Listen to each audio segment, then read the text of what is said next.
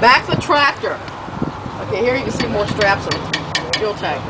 I want to get my frame from the front to the rear. The frame, there shouldn't be any cracks or holes. Listen guys, you're talking. Shouldn't be any cracks or holes, any illegal welds. You shouldn't have any welds on it really. You can't have illegal welds, shouldn't have any welds on it. The cross members, this is a cross member, this is a cross member. Cross members should be intact and bolted on properly and tight. Nothing broken on them. Drive shaft down here in the middle.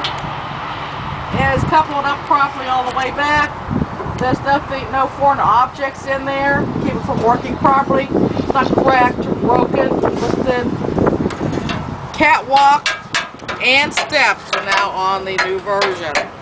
Securely mounted, everything. Securely mounted here at the bolts.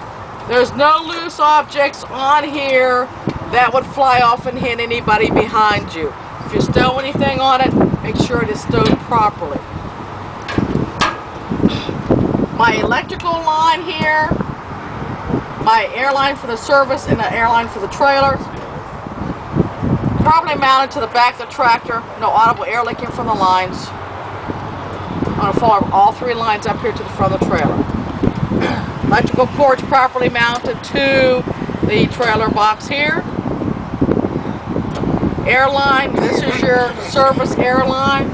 It is securely mounted. Emergency securely mounted. Emergency is always on the outside. Service is always on the inside. I don't hear any audible air leaking from them.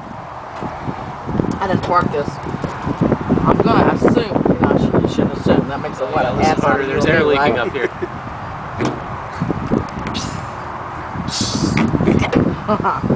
If I took this off and he forgot to pull a brake on, then air is coming out through here. These are rubber grommets. These will get dry rotted, they'll get cracked, they'll get crimped. You put them on like this, and sometimes you put them on this, and if they're weak, they will crimp up and they'll crack in there. And if they crimp up or crack, that's going to let air out from them. They're not sealed properly.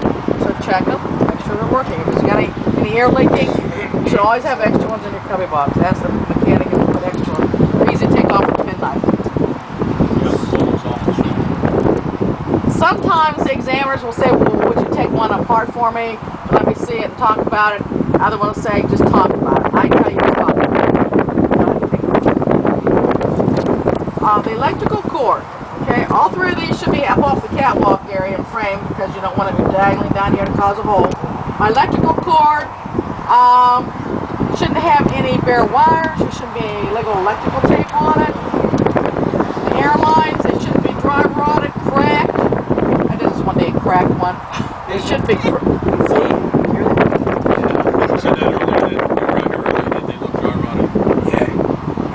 I did that one day, and I was doing it real tight, and it cracked it. I'm sorry, I cracked one. But yeah, they do get, they're rubber. Yeah. So they're out in the weather, they get dry rotted.